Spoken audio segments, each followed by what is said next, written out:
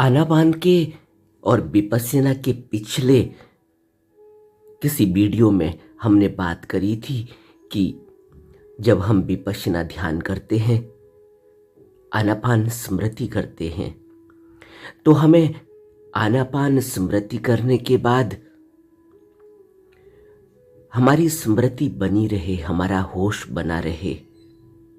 उस होश को बनाए रखने के लिए हम जो भी अपने पूरे दिन में क्रियाकलाप करते हैं, उसमें हम अपना होश कैसे बनाए रखेंगे।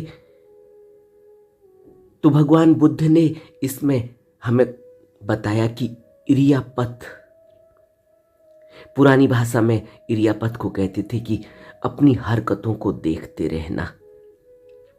अब इरियापथ 4 प्रकार की होती हैं: बैठना, खड़े होना, लेटना और चलना।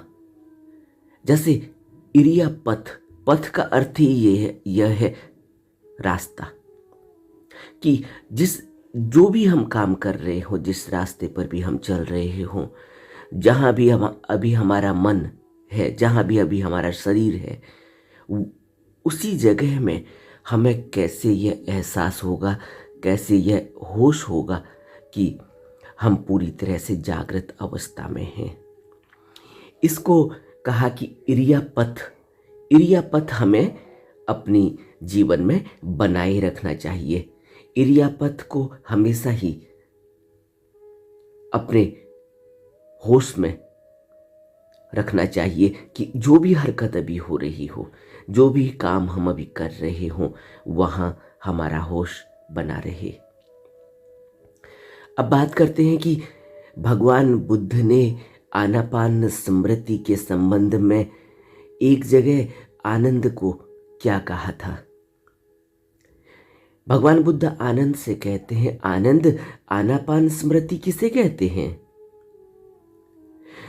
आनंद भिक्षु अरण्यगत होकर, यानी जंगल में, वृक्ष की छाया में अथवा एकांत स्थान में पलथी मारकर, किसी ऐसे एकांत स्थान में बैठकर शरीर को सीधे रखकर स्मृति को सामने उपस्थित कर बैठता है। अपनी स्मृति को, अपने होश को उपस्थित करके कि मैं अभी यहाँ बैठा हुआ हूँ और मैं अभी यह काम कर रहा हूँ। अब मेरे मन को मुझे कह देना होगा कि अब मैं यह काम कर रहा हूँ, अभी और बाकी कोई बात नहीं होगी। वह स्मृतिमान होकर सांस लेता है, स्मृतिमान होकर सांस छोड़ता है।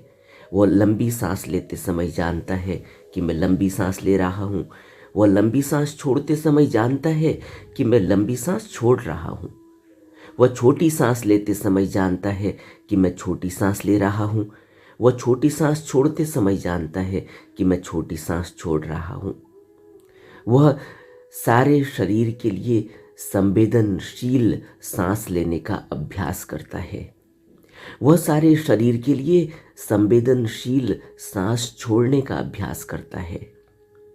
वह काम संस्कार को शांत करते हुए सांस लेने का अभ्यास करता है।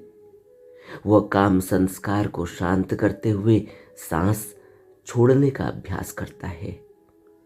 वह प्रीति संवेदनशील सांस लेने का अभ्यास करता है। वह प्रीति संवेदनशील सांस छोड़ने का अभ्यास करता है। वह सुख संवेदनशील सांस लेने का अभ्यास करता है।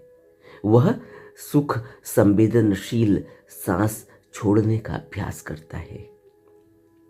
वह चित्त संस्कारों के लिए संवेदनशील सांस लेने का अभ्यास करता है। वह चित्त संस्कारों के लिए संवेदनशील सांस छोड़ने का अभ्यास करता है। वह चित्त संस्कार को शांत करते हुए सांस लेने का अभ्यास करता है और वह चित्त संस्कार को शांत करते हुए सांस छोड़ने का अभ्यास करता है। वह चित्त के लिए संवेदनशील सांस लेने का अभ्यास करता है। वह चित्त के लिए संवेदनशील सांस छोड़ने का अभ्यास करता है।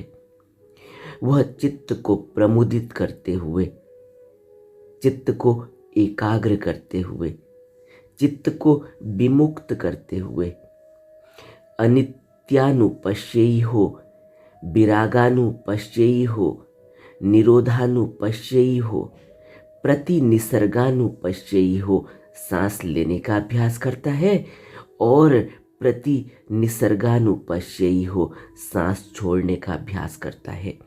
भिक्षुओं, इसे कहते हैं आनापान स्मृति। बुद्ध की इन बातों से हमें क्या समझ में आया? हमें एक बात स्पष्ट हुई होगी कि जब हम अपनी सांसों पर ध्यान केंद्रित करते हैं तो हम स्मृतिमान होकर सांस पर ध्यान केंद्रित करते हैं।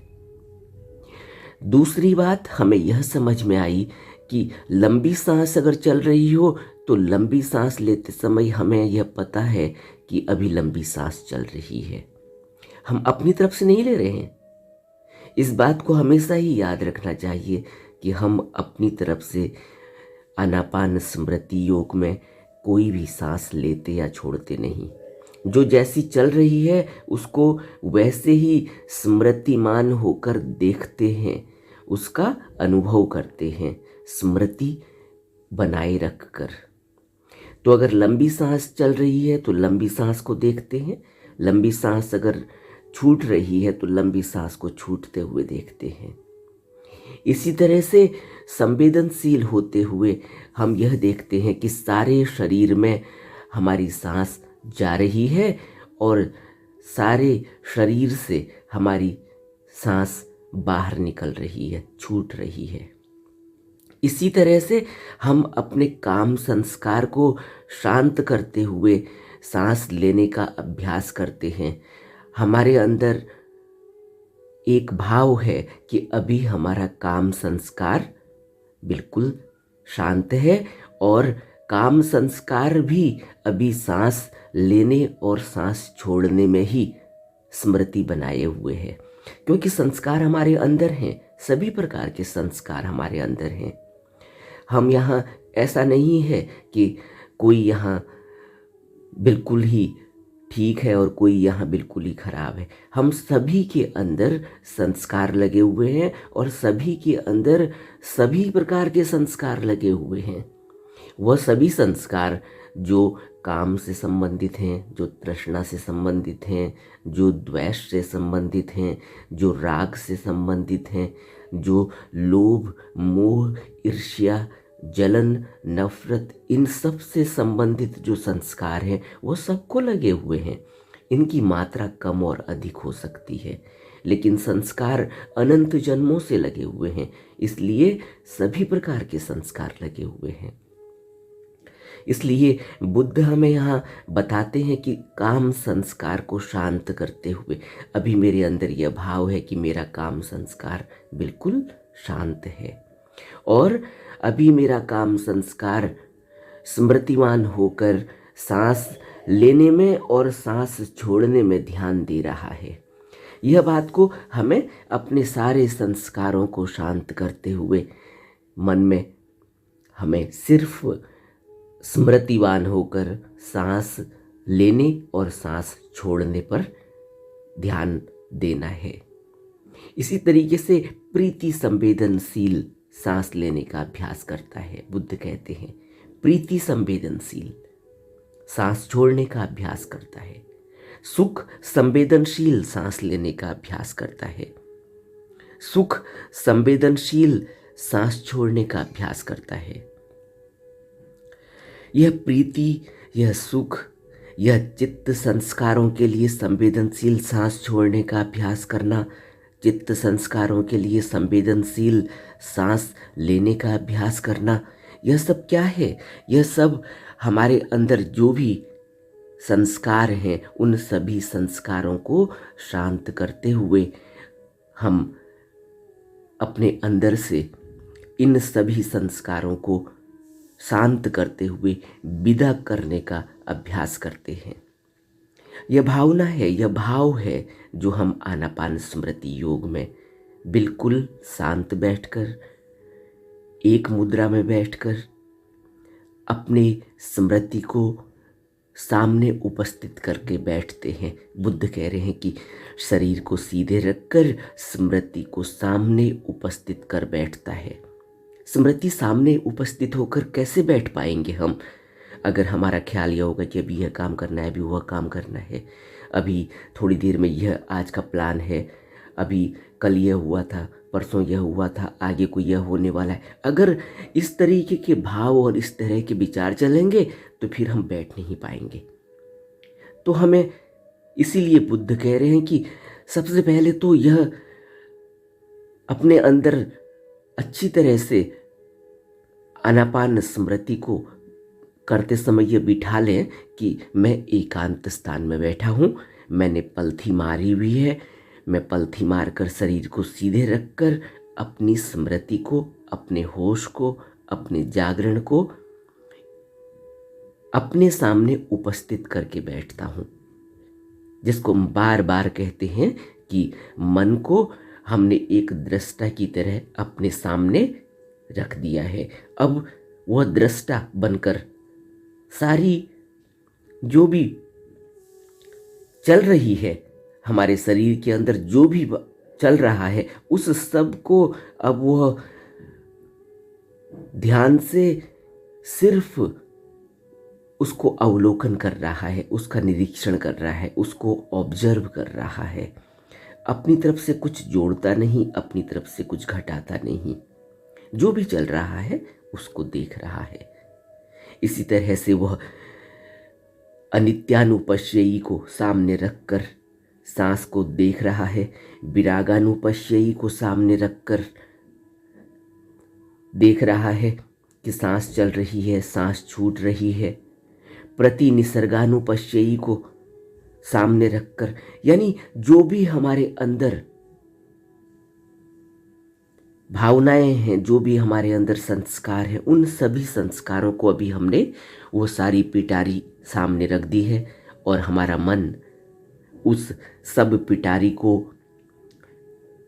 पिटारी में से देख रहा है कि सांस आई, सांस गई, उस पिटारी में से देख रहा है कि सांस गई, सांस आई, उस पिटारी में से देख रहा है कि सांस आई, सांस गई। अभी प्रीति संवेदनशील होकर देख रहा है, अभी चित्त में लगे हुए संस्कारों से देख रहा है, अभी काम संस्कारों को शांत करते हुए देख रहा है। यानी शरीर से यह सभी संस्कार हमारे निकलकर बाहर जा रहे हैं सांसों के माध्यम से। कहने का अर्थ यह है कि आनापान स्मृति में जब हम पूरी तरह से अपनी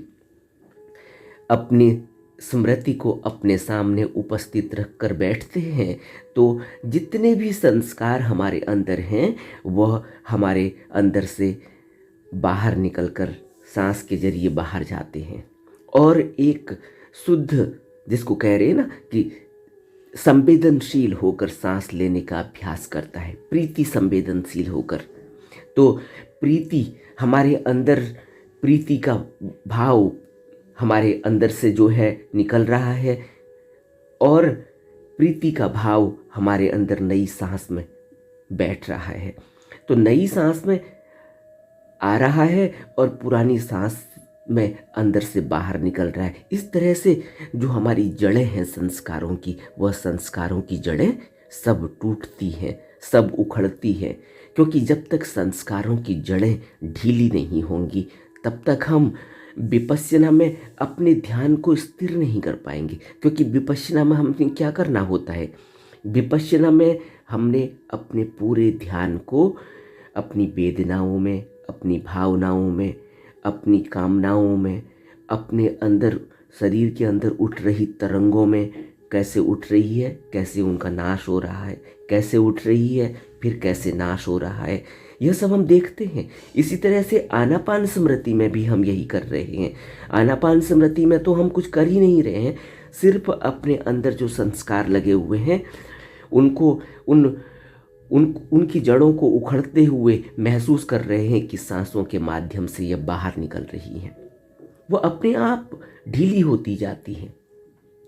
क्योंकि मन जब हमारे सामने उपस्थित होता है, जिसको बुद्ध कह रहे हैं कि अपनी स्मृति को अपने सामने उपस्थित करके बैठता है जब साधक, तो क्या होता है कि जैसे ही मन आप जैसे ही स्मृति आपके पास हुई, आपके साथ बैठी, वैसे ही जो जड़ें होती हैं संस्कारों की वो ढीली पड़ने लगेंगी। संस्कारों की जड़ें किससे टिकी हुई हैं? संस्कारों की जड़ें टिकी हुई हैं हमारे प्रमाद से, हमारी बेहोशी से, हमारी उलझनों से, क्योंकि हम हमेशा ही प्रमाद में रहते हैं, क्योंकि हम हमेशा ही खोए खोए रहते हैं, क्योंकि हमेशा ही हमारा मन, हमारी स्मृति कहीं न कहीं किसी संस्कार में टिकी रहती है और उस संस्कार को पूरा करने के लिए जोर मार रही होती है। और जैसे ही उन संस्कारों पर जोर मारती है वो और मजबूत हो जाते हैं। अगर काम संस्कार हावी हो रहा है तो क्या हुआ? इसका मतलब यह है कि अभी हमारी स्मृति नहीं है, अभी हम बेहोश हैं, अभी हम प्रमादवश अपने समय को बिता रहे हैं। और जैसे ही काम संस्कार हावी हुआ, वह जड़ें और गहरी जड़ बैठने लगी। इस तरह से ये जड़ें बैठी हुई हैं, इस तरह से ये जड़ें रोज रोज इनको हम प्रमादवश पानी दिए चले जाते हैं, इनको यह फलती फूलती रहती हैं। और जैसे ही हम आनापान स्मृति में अपनी स्मृति को अपने आगे उपस्थित करके बैठते हैं, अपने मन को दृष्टा भाव से सामने रख देते हैं, तो क्या हुआ? हमारे संस्कारों को अब कोई भी भोजन नहीं मिल रहा है, कोई पोषण नहीं मिल रहा है। अब उनकी जड़ें उखड़ने लगेंगी, स्वतः ही उखड़ने लगेंगी।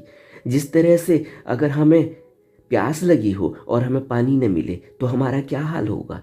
या इससे भी और सूक्ष्म बात, अगर हमें 1 मिनट के लिए हमारा नाक, हमारा मुंह बंद हो जाए, तो हमारी सांस अगर अंदर नहीं जाएगी तो हमारे क्या हाल होंगे?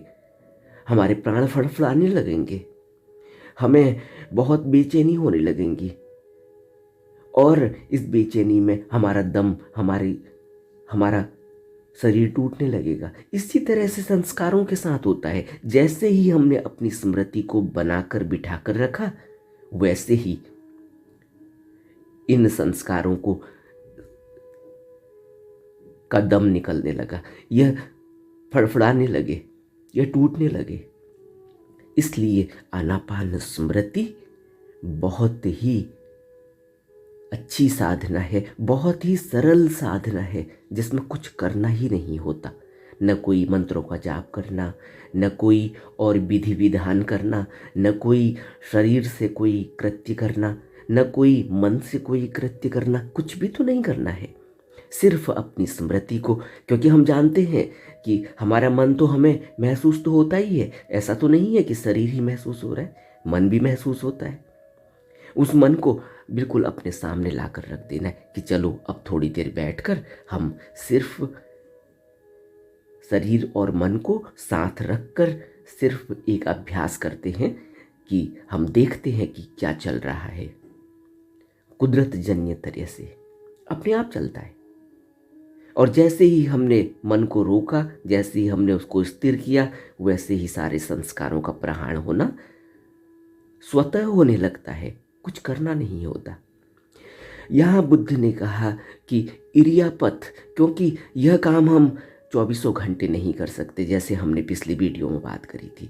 तो इरियापथ की अपनी हरकतों को, किसी भी हरकत को करते हुए हम अपने होश को बनाए रख सकते हैं। ऐसा हम कैसे करेंगे? ऐसा हम तब कर सकते हैं, इसमें एक अलग से एक साधना निकल कर आई, जिसको कहते हैं स्लो वॉक। हल्के हल्के स्लो, धीरे धीरे कदमों से चलना इरियापथ का ही वह एक भाग है। और आजकल तो इरियापथ का यह भाग बहुत ही ज़्यादा प्रचलित है कि स्लो वॉक, इसको स्लो वॉक मेडिटेशन नाम दिया। यह स्लो वॉक मेडिटेशन इरियापथ से ही निकल कर आया है। इरियापथ हम कब कर सकते हैं? जैसे हम बहुत देर से शांत बैठे हैं, हमने आनापान स्मृति कर लिया, हमने विपश्यना कर लिया, अब हमारे पास वक्त है, अब हम बैठ नहीं पा रहे हैं, हमारा शरीर अब बहुत बेचैनी महसूस कर रहा है। हम खड़े हो गए हैं और खड़े होकर हमने अब एक एक कदम को जमीन पर बढ़ाते हुए हमने चहलकदमी करनी है। और यह चहलकदमी कैसी होनी चाहिए, इसमें पूरी स्मृति इसी तरह से जैसे हम आनापान स्मृति में अपनी स्मृति को, अपने मन को उपस्थित करके बैठते हैं, इसी तरह से अपनी स्मृति को, अपने मन को उपस्थित करते हुए हम चलते हैं। एक एक कदम हमारा बढ़ता है।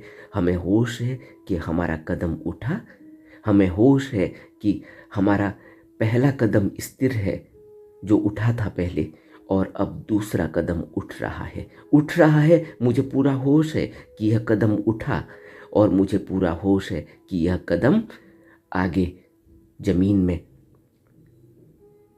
बैठा। और जैसे ही जमीन में वह कदम बैठता है, वैसे ही मुझे होश है कि जमीन में टच होते ही मेरे अंदर क्या भावनाएं, क्या वेदनाएं और क्या हरकत हुई है। आप समझ रहे हैं? दोनों में आप फर्क समझ रहे हैं? आनापान स्मृति में और इरियापथ में। आनापान स्मृति में आप कुछ कर ही नहीं रहे थे, शरीर स्थिर था। यहाँ शरीर स्थिर नहीं है, यहाँ शरीर में मूवमेंट है, यहाँ शरीर चल रहा है। और शरीर चलते हुए पूरी तरह से स्मृति बनाए हुए है, पूरी तरह से। अब जैसे मन चल रहा है और मन अपने को ही चलते हुए देख रहा है। जिस तरह से मन ने स्थिर होकर सांसों को चलते हुए देखा, अपनी तरफ से कुछ नहीं किया, यहाँ यही मन, यही स्मृति हमें चलते हुए महसूस हो रही है, चलते हुए दिखाई दे रही है। हम अपने को चलते हुए देख रहे हैं, और हम यह देख रहे हैं कि हमारा कदम उठा, हमारा कदम हवा में गया, हमारा कदम आगे हमारे सामने जमीन में बैठा। और जैसे ही उसमें ज़मीन टच हुई, हमें एहसास हुआ कि ज़मीन टच हुई है। जब वह कदम उठा था, हमें एहसास हुआ था कि यह कदम ज़मीन से उठा है। और यह जब हवा में था, तब हमें एहसास था कि हमारा एक कदम ज़मीन में है और एक कदम अभी हवा में है।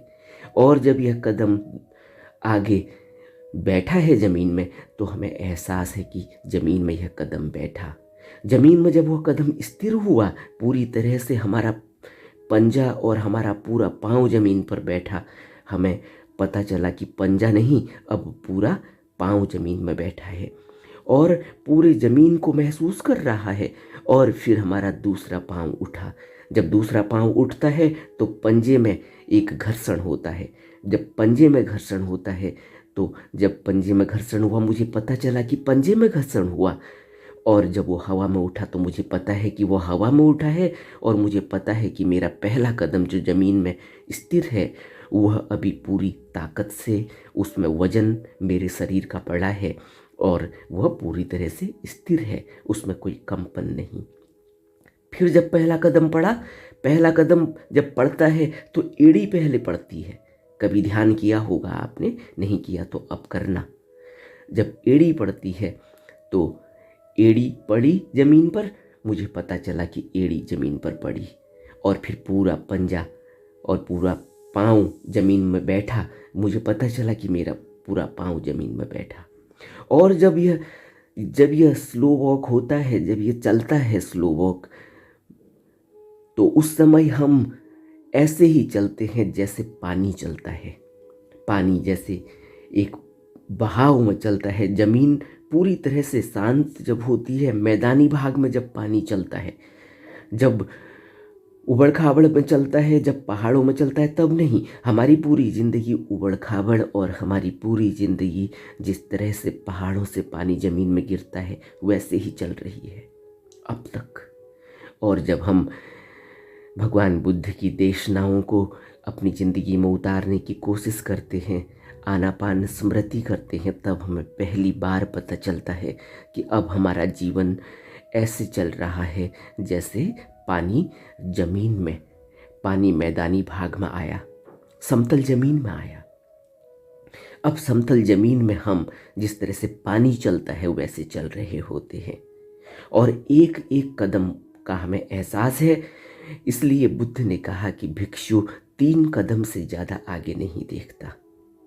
हमें अपने जीवन में यह उतारना चाहिए।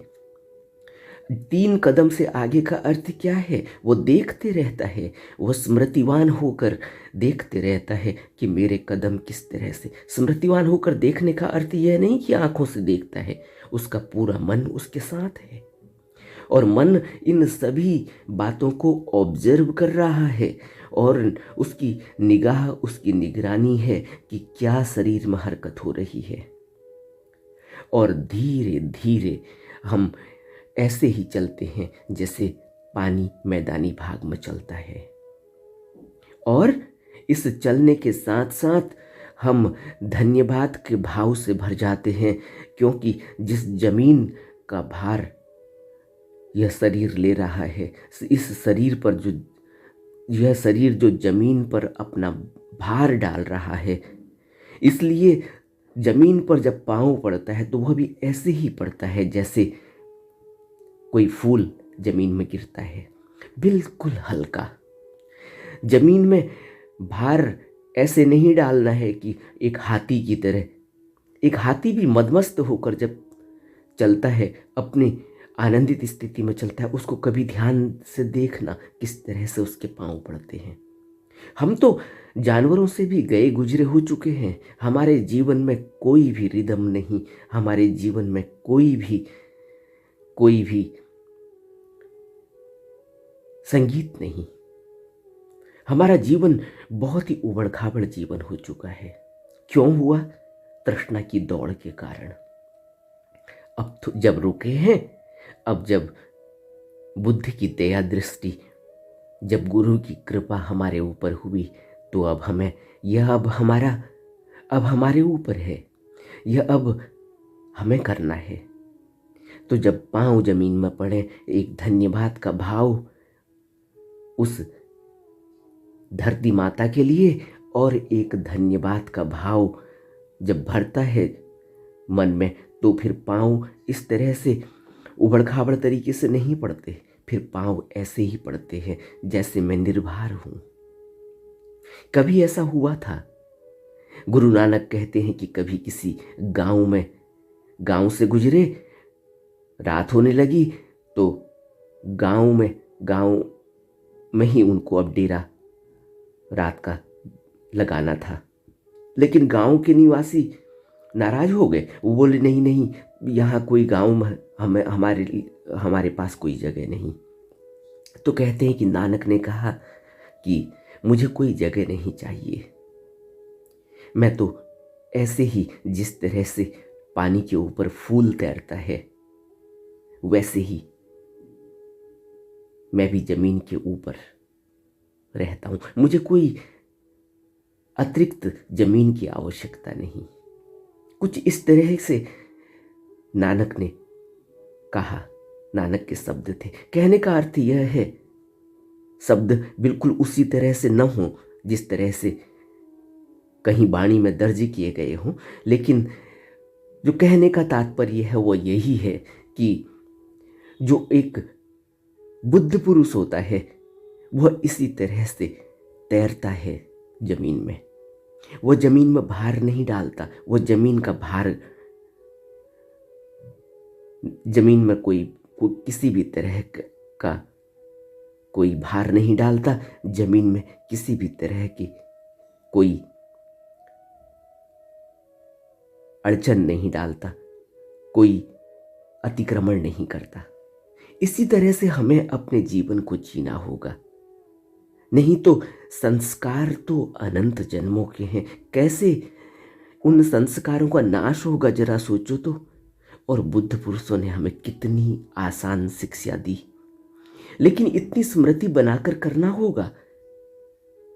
तो आज जो हम इरियापथ पर बात कर रहे हैं, मैंने अभी आज इरियापथ पर स्लो वॉक की बात करी कि स्लो वॉक में धीरे धीरे कदम किस तरह से बढ़ाने हैं। जिस तरह से एक पानी को हम मैदानी भाग में चलते हुए देखते हैं, पता भी नहीं चलता कि चल रहा है या नहीं। देखा ना आपने, जब मैदान में नदी चलती है पता भी नहीं चलता कि चल रही है, कितना वेग होगा कुछ पता नहीं चलता। इतना ही धीर, गंभीर और शांत होकर हमने चलना होता है। लेकिन यह हम अपने भागदौड़ भरी जिंदगी में तो नहीं कर पाएंगे। इसलिए स्मृति को बनाए रखते हुए आनापान स्मृति या अभ्यास करने के बाद जब हमारे पास वक्त होता है, हरकतें चलती रहती हैं और उन हरकतों को देखने के लिए, क्योंकि हरकतें देखने के लिए धीरे धीरे हम अपनी हरकतों को देखने लगेंगे शरीर में। पहले स्थूल तरीके से देखेंगे, फिर सूक्ष्म तरीके से देखेंगे। यह भी एक ध्यान साधना है कि हम बैठे बैठे तो देख पा रहे हैं कि क्या चल रहा है, लेकिन क्योंकि शरीर तो स्थिर है इसलिए अभी पूरा पूरा आभास नहीं हो पाता। जब शरीर चलायमान होगा तब क्या होगा इसका अभी हमें अंदाजा नहीं। तो इरियापथ, जब हम छत पर अपनी चहलकदमी कर रहे हैं, खाना खाने के बाद शांत हैं, चहलकदमी कर रहे हैं, या वॉक पर हैं, मॉर्निंग वॉक पर हैं, इवनिंग वॉक पर हैं, या हमारे पास वक्त है अपने घर के अंदर चहलकदमी कर रहे हैं, हमने बहुत देर तक शांत बैठकर एक स्थिर सीट में बैठकर या चेयर में बैठकर या ज़मीन में बैठकर साधना की, अब हम चहलकदमी करके थोड़ा सा अपनी हरकतों को देखें। इन हरकतों से क्या होगा कि हमें अपनी स्थूल हरकतों को देखने का अभ्यास होगा।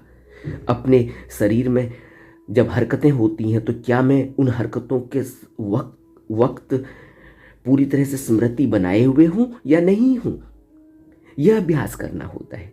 तो जब हम इरियापथ में यह स्लो वॉक करेंगे तो इस स्लो वॉक से हमें बहुत फ़ायदा होगा। तो आज हम स्लो वॉक पर बात करते हैं, फिर हम कल फिर इरियापथ के किसी और वीडियो में इरियापथ के और किसी भाग पर बात करेंगे। नमो बुद्धाय।